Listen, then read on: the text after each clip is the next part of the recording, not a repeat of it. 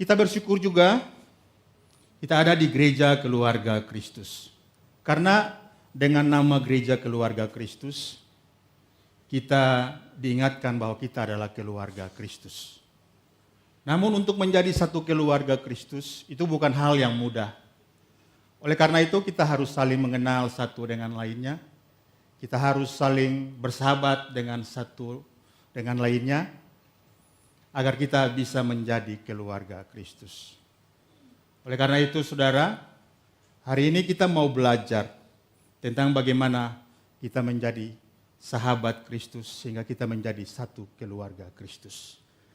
Ada banyak orang di luar sana yang kesepian karena tidak mendapat tempat atau sahabat untuk mencurahkan isi hatinya, sehingga mereka mengalami depresi yang luar biasa. Begitupun di dalam keluarga Kristus, ada begitu banyak anak-anak Tuhan yang juga tidak menemukan sahabatnya di dalam rumahnya. Begitupun suami, istri, mereka tidak menemukan sahabat di dalam rumahnya sendiri. Sebagai seorang anak, dia lebih cenderung memilih sahabatnya di luar rumah. Dan lebih cenderung menyampaikan isi hatinya, mencurahkan isi hatinya kepada orang-orang yang ada di luar rumah. Begitupun sebagai suami dan istri, mereka cenderung mencari sahabat di luar rumah. Sehingga mereka sering mencurahkan isi hatinya kepada orang-orang, teman-teman mereka yang ada di luar rumah. Seharusnya seorang ayah harusnya menjadi seorang sahabat untuk anaknya. Supaya anaknya bisa mencurahkan isi hatinya, bisa menyampaikan apa yang terjadi di dalam pergaulannya, sehingga seorang ayah bisa menjadi sahabatnya yang baik, lalu anak itu bisa betah di rumah karena dia punya sahabat yang baik ada di rumah. Begitupun harusnya seorang suami menjadi sahabat yang baik buat istrinya, sehingga istrinya itu bukan mencurahkan isi hatinya kepada teman-temannya, tetapi mencurahkan isi hatinya kepada suaminya, karena dia tidak segan dengan suaminya. Begitupun seorang istri seharusnya menjadi sahabat untuk suaminya. Sehingga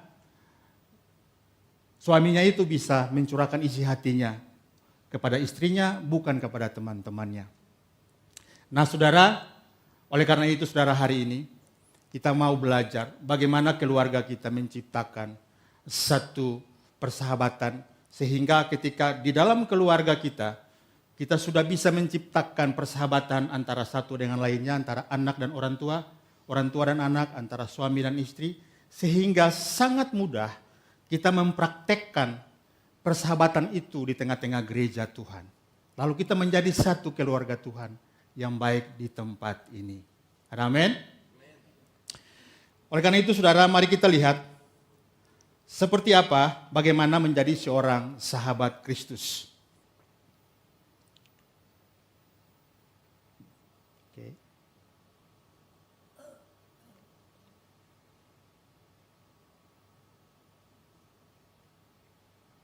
Oke, ya. Ya. Amsal 17 ayat 17 mengatakan demikian, seorang sahabat menaruh kasih setiap waktu dan menjadi seorang saudara dalam kesusahan. Jadi untuk menjadi seorang sahabat, dasar yang pertama adalah kasih. Dikatakan seorang sahabat menaruh kasih setiap waktu dan menjadi seorang saudara dalam kesusahan.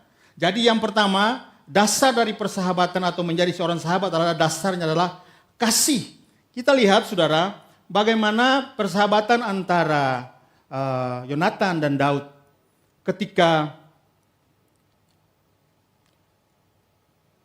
Raja Saul ya memanggil Daud untuk datang bertemu dengan Raja Saul. Apa yang terjadi kita lihat, ketika Daud habis berbicara dengan Saul, berpadulah jiwa Yonatan dengan jiwa Daud. Dan Yonatan mengasihi dia seperti jiwanya sendiri. Yonatan mengikat perjanjian dengan Daud. Lalu dia memberikan jubah yang dia pakai, juga baju perangnya, sampai panah dan ikat pinggangnya. Jadi dasar dari persahabatan Daud dan Yonatan adalah kasih saudara. Karena kasih yang timbul di dalam hati Yonatan Sehingga berpautlah jiwa Yonatan dan Daud. Daud bukan siapa-siapanya Yonatan. Kalau dia harus memilih keluarganya. Tapi karena dasarnya kasih, dia melihat Daud ini adalah seorang yang benar, seorang yang tulus mengabdi kepada Saul, bapaknya Yonatan. Oleh karena itu saudara, ketika Raja Saul merancangkan berbagai macam kejahatan untuk membunuh Daud, maka Yonatan tampil sebagai pembela. Yonatan membela sahabatnya karena dia tahu sahabatnya tidak bersalah. Beberapa kali Raja Saul mengundang Daud dengan rancangannya untuk membunuh Daud, untuk menombak Daud ketika dia makan. Tetapi Yonatan menyampaikan berita itu dan menyuruh Daud untuk tidak hadir. Semuanya karena Yonatan mengasihi Daud, saudara. Jadi saudara, Tuhan rindu juga kepada kita dan dia tertarik kepada kita untuk menjadikan kita sahabatnya. Bukan karena kita orang baik, bukan karena kita cakap atau kita cerdas dalam pandangan Tuhan. Tapi memang kita perlu seorang sahabat yang baik. Oleh karena itu saudara, Tuhan memilih kita. Dia tertarik dengan kita karena ketidakmampuan kita. Supaya dia menjadi sahabat yang baik bagi kita. Tuhan ingin menolong kita.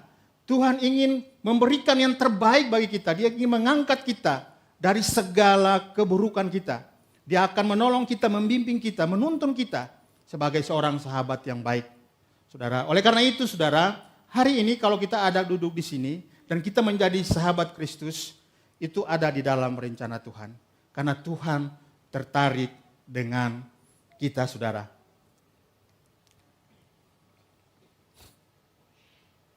Ya.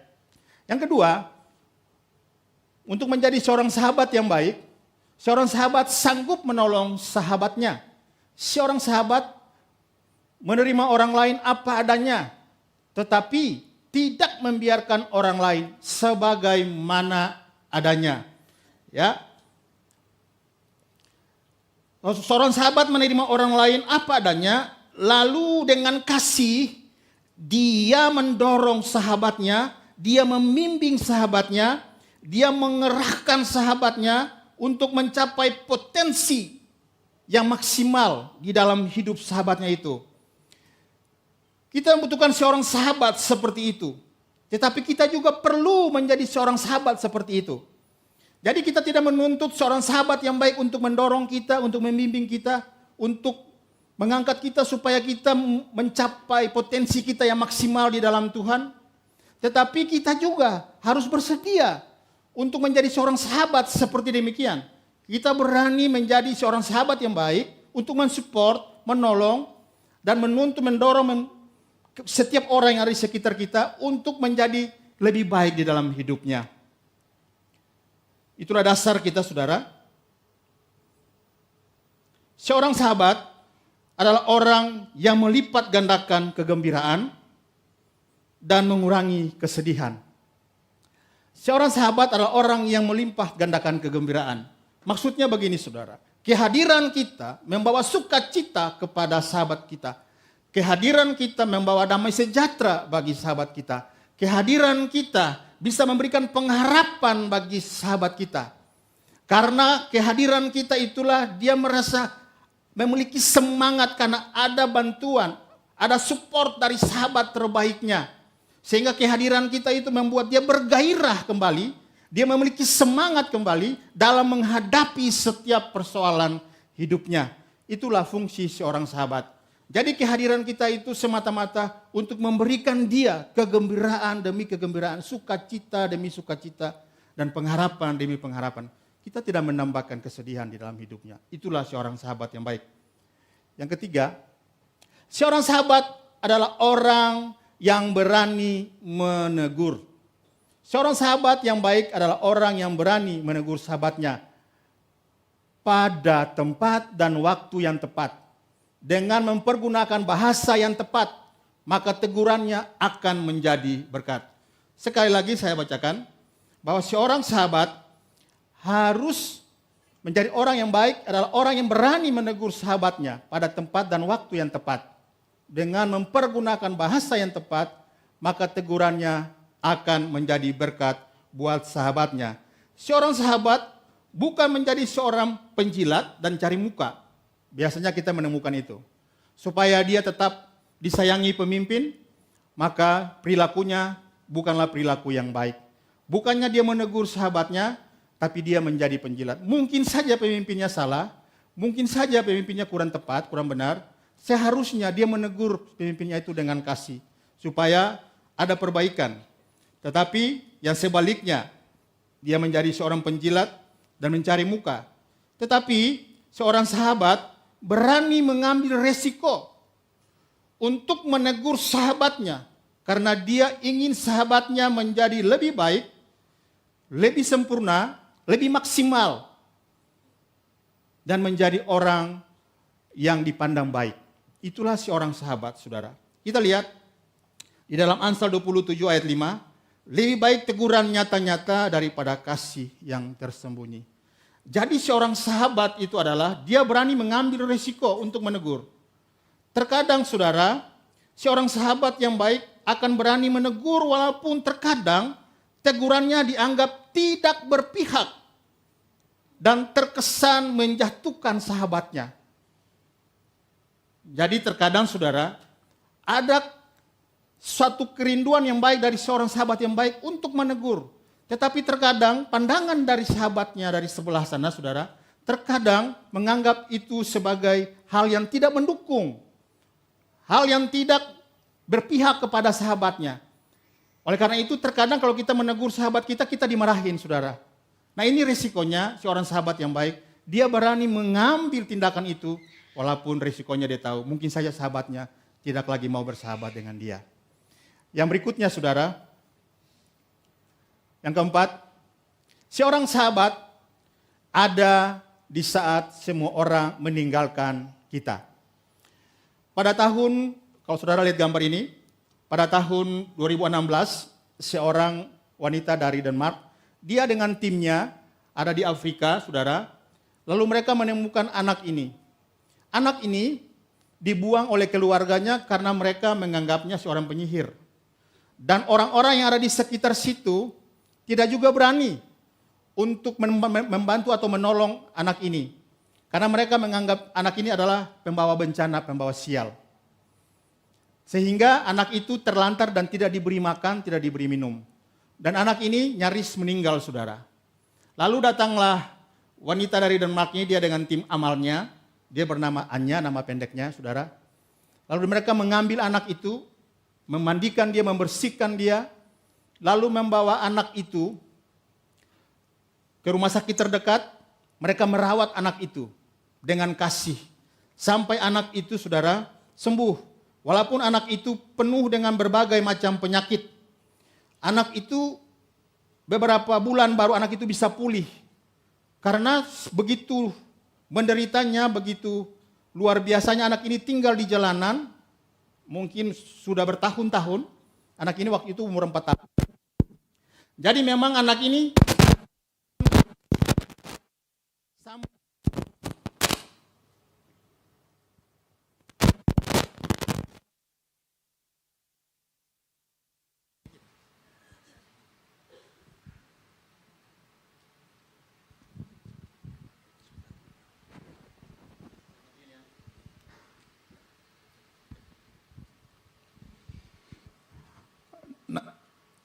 demikianlah anak itu saudara dirawat sampai anak itu menjadi sembuh. 4 tahun kemudian anak itu menjadi anak yang luar biasa. Saudara bisa lihat di fotonya. Dia menjadi anak yang ceria. Dia hidup kembali. Dan dia menjadi kebanggaan di dalam tim amal dari mereka yang ada di sana. Terkadang anak itu melihat foto-foto lamanya waktu dia masih kecil dan sengsara. Dan dia terkadang tersenyum. Si Anya ini berpikir bahwa anak itu melihat fotonya dan anak itu bersyukur dia melewati hari-harinya yang kelam. Karena ada seorang sahabat yang baik. Nah saudara, Yesus hadir di saat yang tepat. Di mana saudara, semua orang meninggalkan kita. Yesus ada di waktu yang tepat. Dia mau menolong kita karena dia tahu kita butuh seorang sahabat. Dia tahu kita tidak mampu untuk dikasihi oleh orang lain, saudara. Oleh karena itu Yesus datang dan menjadikan kita anak-anaknya, menjadikan kita sahabatnya. Begitupun saudara, hari ini Tuhan mau supaya kita melihat orang di sekitar kita. Ya, mungkin sekitar di tempat ini berbagai macam suku, tapi kita diajarkan hari ini bagaimana kita memiliki seorang sahabat, menjadi seorang sahabat yang baik. Kita harus ada untuk orang-orang yang mungkin saja bukan keluarga kita, yang mungkin saja bukan siapa-siapanya kita, tapi kita hadir untuk mereka karena kita tahu mereka membutuhkan Kristus dalam hidup mereka. Mereka membutuhkan seorang sahabat di dalam hidup mereka. Oleh karena itu kita melihat mereka karena kita melihat bahwa mereka membutuhkan kita supaya kita menjadi sahabatnya yang baik. Supaya kita bisa menolong mereka di waktu yang tepat. Kita datang untuk mengangkat mereka, untuk membersihkan mereka, untuk membawa mereka kepada pengenalan demi kebenaran akan firman Tuhan, supaya ketika saudara kita hadir untuk mereka, mereka bisa melihat kasih dari seorang sahabat. Yang berikutnya, seorang sahabat rela berkorban bagi sahabatnya. Dalam Yohanes 15 ayat 13, tidak ada kasih yang lebih besar daripada kasih seorang sahabat yang menyerahkan nyawanya untuk sahabat-sahabatnya. Pada tahapan ini saudara, hanya orang-orang yang mengalami kasih Kristuslah yang bisa melakukan pengorbanan ini. Bagi orang-orang yang ada di luar Kristus, mereka menganggap bahwa pengorbanan itu tidak penting, baik pun dari pihak Tuhan untuk kita. Karena bagi mereka, kamu yang berbuat, kamu yang menanggung. Siapa yang berbuat dosa, dia yang akan menanggung dosanya. Jadi bagi mereka yang ada di luar Kristus, pengorbanan Kristus adalah suatu cemooh bagi mereka. Adalah satu lelucon bagi mereka. Namun kita yang ada di dalam Kristus, kita mengerti pengorbanan itu. Karena kita mengerti tanpa pengorbanan Kristus, kita tidak mungkin ada di tempat ini. Kita tidak mungkin mengalami kasih demi kasih dalam kehidupan kita. Kita tidak mungkin mengalami perubahan. Tetapi karena seorang sahabat, Allah menjadikan dirinya seorang sahabat untuk kita. Sehingga ia mau mati dan dia mau berkorban untuk kita, saudara. Tanpa orang merasakan kasih dan pengorbanan dari pihak Allah, dari pihak Tuhan, dia tidak mungkin mau mengorbankan apapun bagi sesamanya. Jadi karena orang-orang yang sanggup melakukan pengorbanan itu, karena pada dasarnya mereka sudah mengalami kasih dan pengorbanan Allah, pengorbanan Kristus bagi hidup mereka. Sehingga mereka bisa mengorbankan hidupnya bagi orang lain. Dan itu sudah dilakukan oleh para rasul. Mereka semua mengorbankan hidupnya untuk sahabat-sahabatnya yang mereka tidak kenal. Para penginjil awal dan sampai hari ini kita ada di sini, kita semua karena ada satu pengorbanan dari sahabat-sahabat kita. Tanpa mereka mengorbankan segala sesuatu, bahkan nyawanya mereka serahkan untuk Injil, untuk kita, sahabat-sahabat yang mereka tidak tahu siapa kita sebenarnya. Dan oleh karena itu saudara, biarlah kasih seorang sahabat ini mau melekat di dalam hidup kita, supaya kita berani berkorban untuk orang lain yang kita tidak tahu siapa mereka. Kita harus menjadikan orang-orang ini sahabat kita. Karena di dalam pikiran kita, di dalam hati kita, bahwa mereka memang membutuhkan seorang sahabat. Sehingga dari kasih dari kita sebagai seorang sahabat, lalu mereka bisa mengenal kasih Tuhan yang adalah sahabat sejati itu, saudara. Jadi syukur kepada Allah, kita mengerti kasih Allah dan pengorbanannya hari ini. Yang berikutnya saudara, seorang sahabat tidak mementingkan dirinya sendiri. Kita lihat di dalam Filipi 2 ayat 3. Dengan tidak mencari kepentingan sendiri atau puji-pujian yang sia-sia, sebaiknya hendaknya dengan rendah hati yang seorang menganggap yang lain lebih utama daripada dirinya. Dan janganlah tiap-tiap orang hanya memperhatikan kepentingannya sendiri, tetapi kepentingan orang lain.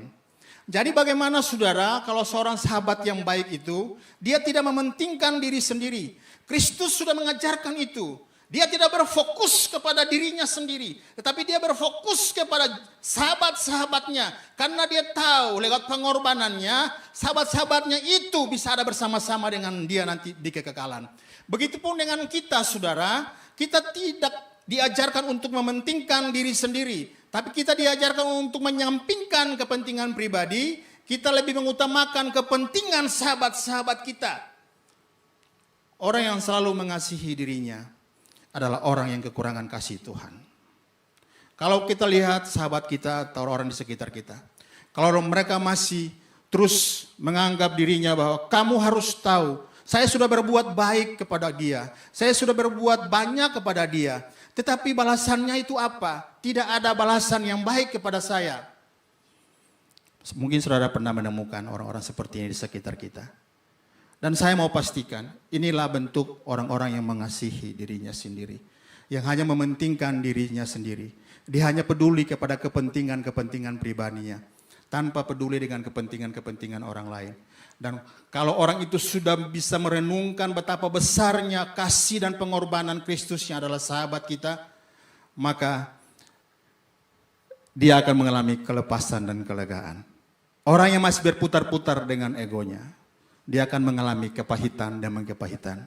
Dan dia akan mengalami sakit hati yang luar biasa. Oleh karena itu saudara, saya sangat percaya bahwa kita di tempat ini, kita mau mengalami kelepasan dari Tuhan. Karena kita tidak mementingkan diri kita sendiri. Tapi kita mau mementingkan kepentingan orang lain. Supaya orang lain bisa melihat bahwa Kristus ada di dalam kita.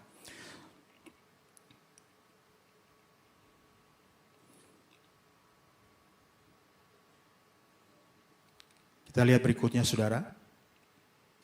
Oke, sudah selesai. Nah saudara, saya bacakan saja di sini. Kamu adalah sahabatku jikalau kamu berbuat apa yang kuperintahkan kepadamu.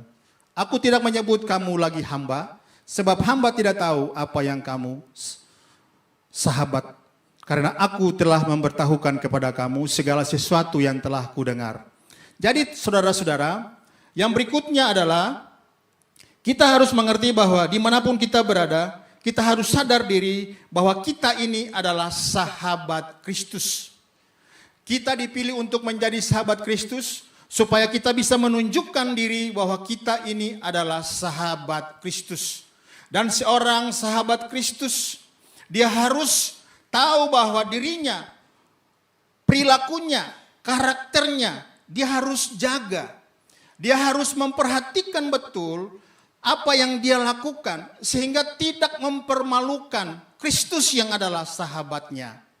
Dia tidak mempermalukan tim besarnya atau temannya, sahabatnya yang ada di sampingnya saudara. Inilah seorang sahabat yang baik. Karena seorang sahabat yang baik itu dia harus ada kepatuhan, ada pengertian bahwa dia tidak hidup sendiri, tapi dia hidup secara manusia sosial. Dia mempunyai keluarga yang baru, yaitu keluarga Kristus. Bahkan Kristus adalah sahabatnya. Sehingga ketika orang itu, saudara, mengalami Kristus hari demi hari, dan dia mengerti bahwa dia harus hidup, dan dia harus menghargai dirinya sebagai seorang keluarga Kristus. Tanpa demikian, saudara, maka kita tidak akan sanggup menjadi seorang sahabat Kristus yang baik. Seorang sahabat Kristus yang baik, dia juga akan berani untuk melakukan apa yang Tuhan inginkan. Yang Tuhan inginkan dalam kehidupan kita adalah segala perintahnya itu adalah satu perintah besarnya, yaitu amanat agung. Kita harus pergi menyatakan diri sebagai seorang sahabat, sebagai seorang pengerjanya Allah, bahwa kita adalah orang-orang yang memang diutusnya untuk menjadi sahabatnya. Kita pergi untuk menyatakan kepada dunia bahwa kita adalah sahabat Kristus. Nah, sahabat Kristus itu saudara tidak sampai kepada tahapan bahwa dia diselamatkan, lalu dia mengalami ketenangan, dia diselamatkan, dia sudah memiliki surga. Tapi tanggung jawab seorang sahabat adalah dia harus pergi untuk melakukan apa yang sahabat baiknya perintahkan kepadanya. Kita mempunyai seorang sahabat yaitu Kristus. Kita bukan saja lihat dia sebagai Tuhan dan Allah kita, tapi melihat dia sebagai sahabat yang dia rindukan di dalam kehidupan kita. Kita harus pergi dan menghasilkan buah bagi kerajaan Allah. Dan tanpa kita tinggal di dalam dia, kita tidak mungkin menghasilkan buah. Jadi seorang sahabat adalah orang yang tetap tinggal lekat kepada sahabatnya. Kita harus tetap tinggal lekat kepada sahabat kita yaitu Kristus. Kita tidak boleh berpisah dengan dia. Karena dia adalah sahabat terbaik kita. Kita tidak mungkin meninggalkan sahabat terbaik kita. Karena memang dia memberikan segala sesuatu. Dia menyampaikan segala sesuatu kepada kita. Rahasia-rahasia besar tentang Allah, tentang kerajaan sorga, tentang keselamatan. Dia sudah nyatakan kepada kita. Oleh karena itu saudara, kita tidak mungkin melepaskan diri daripada sahabat kita, daripada Kristus. Kita harus terus hidup dengan sahabat kita. Supaya ketika kita terus dengan sahabat sejati, kita akan menjadi seorang sahabat sejati. Sahabat yang baik untuk orang-orang di sekitar kita. Dan kehadiran kita tetap akan membawa sukacita. Kita akan datang di waktu yang tepat. Kita akan datang di masa yang tepat. Kita akan datang di tempat yang pas untuk sahabat kita. Sehingga saudara, dia merasa bahwa inilah sahabat sejati. Sahabat sejati juga saudara tidak mungkin membiarkan sahabatnya itu dalam keadaan apapun. Walaupun dalam keterbatasan kita. Kita tidak mungkin maha hadir untuk sahabat kita. Kita tidak mungkin ada setiap waktu untuk sahabat kita. Tetapi karena kita tahu kita adalah sahabat sejati, kita akan berusaha semaksimal mungkin untuk datang di waktu yang tepat. Untuk menolong sahabat kita. Kita datang untuk memberikan dia satu dorongan dan satu semangat yang baru di dalam Tuhan. Sehingga sahabat kita itu akan menjadi seorang sahabat yang luar biasa. Nah hari ini saudara, saya tidak panjang lebar. Tetapi bagaimana mungkin saudara, kita ada di tempat ini. Kalau kita nengok kiri kanan, banyak orang-orang yang bukan sahabat kita dan keluarga kita. Saya mau encourage kita bahwa kalau kita sudah bisa melakukan atau menerapkan persahabatan itu di dalam keluarga kita. Mungkin tempat ini sebagai tempat impartasi saja. Tetapi mempraktekkan sahabat itu ada di dalam keluarga kita. Oleh karena itu jadikanlah keluarga kita adalah sahabat-sahabat terbaik kita. Jadikan anak kita adalah sahabat kita. Biarkanlah dia tahu bahwa ayah dan ibunya adalah sahabatnya. Biarkanlah istri tahu bahwa suami adalah sahabatnya. Biarkanlah suami tahu bahwa istrinya adalah sahabatnya. Dan ketika ada kasih persahabatan di dalam keluarga, maka kita ada di tempat ini. Kita bisa menerapkan persahabatan itu dengan baik. Sehingga benar-benar kita bukan saja slogan menjadi keluarga Kristus. Tapi kita benar-benar adalah keluarga Kristus yang didasarkan dari satu persahabatan yang kuat di dalam Tuhan. Tuhan Yesus memberkati kita. Saya mau berdoa untuk kita semua.